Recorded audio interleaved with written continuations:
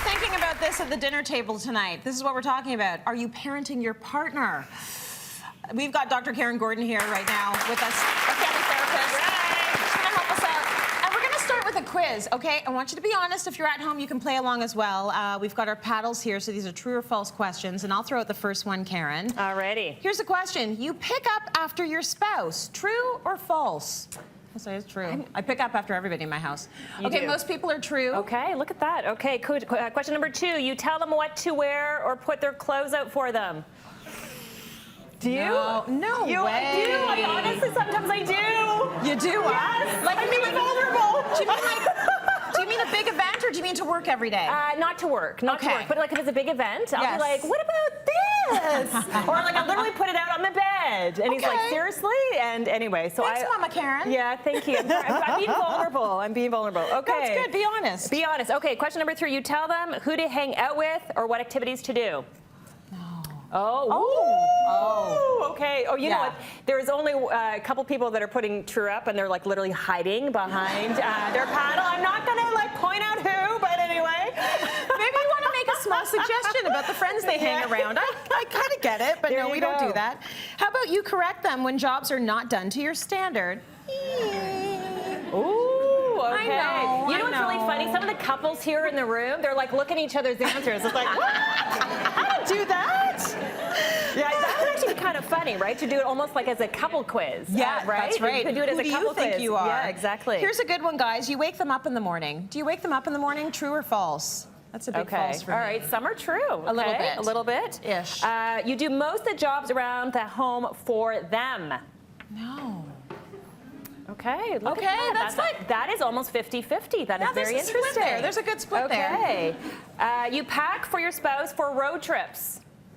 False. False. For me. Okay, mostly are false. Finally, you don't emotionally share your problems, concerns with them. So it's sort of like a one-way relationship. This is a really important question, This is false. I share everything. Yes. Like everything. Yeah. Probably. Okay, so good. Okay, there you go. Just a couple of truths out there. Some people are like, I'm not so sure.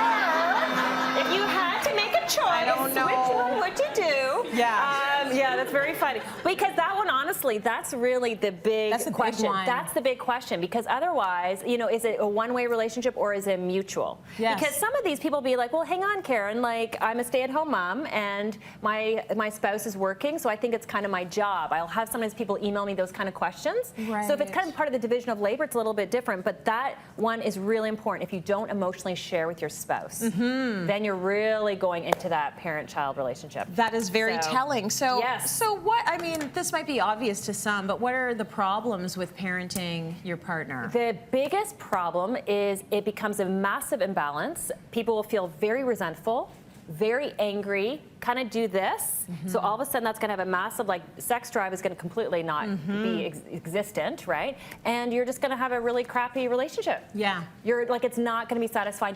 And not only from the person, the spouse that's actually acting as a parent, also from the recipient, because then they feel like they're being treated as a child, they're being belittled, and I'm literally hearing people in the audience go, yes, yes, yeah, I can hear you whispering. Yes. I can hear you whispering. It's good. But you know, this makes sense. And I think we can all think of somebody in our circle that they can kind of be maybe tiptoeing a little bit into this category. That, yeah. So you've got to be really mindful for it. I think it's probably fairly easy to go there. You know, especially if you're parenting children, it's very easy to start just telling people what to do because you want to get it done. Yes. And you want it done right. Yeah. And by right, I mean my way. Yeah. So let's talk about some tips to stop parenting your partner, because it's important that you have, like, you know, an equitable relationship. So it's interesting because, you know, if we were in our, you know, teens or 20s or 30s before we got married, it'd be interesting to know what is our highest value in terms of having a relationship, right? Yeah. Now, as in my 40s, when I listen to people talk about what do they most value, over and over again, I hear partnership. People really want an emotional, physical, financial, spiritual partnership, right?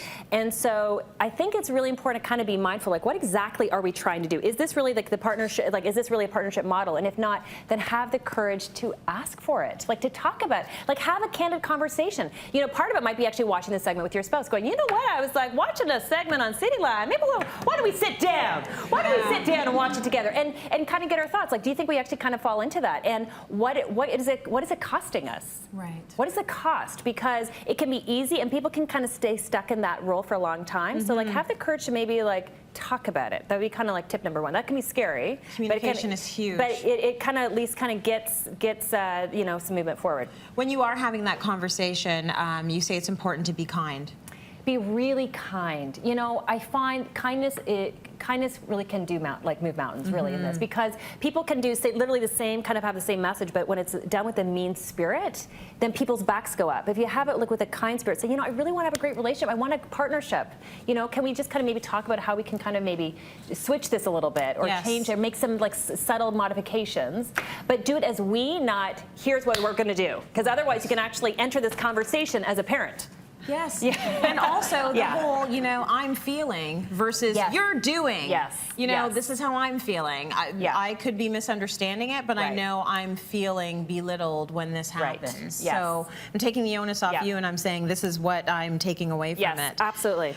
Giving space is a great one. So your tip number 3 is pull back and give space. So you can do, okay, so once you realize, like let's say there's this imbalance, right? Yeah. So how do you actually kind of get a person to step up? You actually have to pull back. Yes. Okay, so it's literally the opposite with what you intuitively would think. Like to get a person to step up, you actually have to pull back. Do less. So you do less. So you can do it one of two ways. You can actually do like almost much more kind of covert, where instead of actually waking them up in the morning, say, you know what, I really think that maybe this might be kind of a good thing for you actually to do. I'm just going to stop doing it. You could literally kind of say it, right? You can actually say it out loud. Or you can actually just stop doing it. Yeah. Just stop doing it, and then just see with what actually happens. But if you're going to do it, don't say it with an attitude and with a snark, going, yeah, you know what? I've been doing this too long. You know what? I'm going to give this one to you. See if you can do it by yourself. Like, don't go there, okay? Trust me. I see couples in my office all the time, and I'm like, yeah, that's not what I'm talking about. Don't do it like that. Do not do that. We want to create some positive change, okay? Okay. Just say, you know, I'm really going for the partnership. I really think this is a good one for you. I'm just going to let you kind of do it on your own. I like the quietly just stopping. And or you can just I like that a lot. Yes, you can just kind of pull back. Yeah, I'm not. Pull back and just see if I don't they need can to kind say of a step word. up. Yeah, let's see if you get to work today. Because I'm going to work. I don't know if you're going to work. So you just want to be careful the body language and the tone. It's like, did you get to work on time? How did that alarm work for you? Let's let go of their sarcastic comments, okay? And just say when you see them somewhere, like, oh, you look like you had a really good sleep. Hug, hug, kiss, kiss. Be positive. Yeah, I love it. Okay, be positive, not sarcastic. Great tips always, Karyn. Thank you.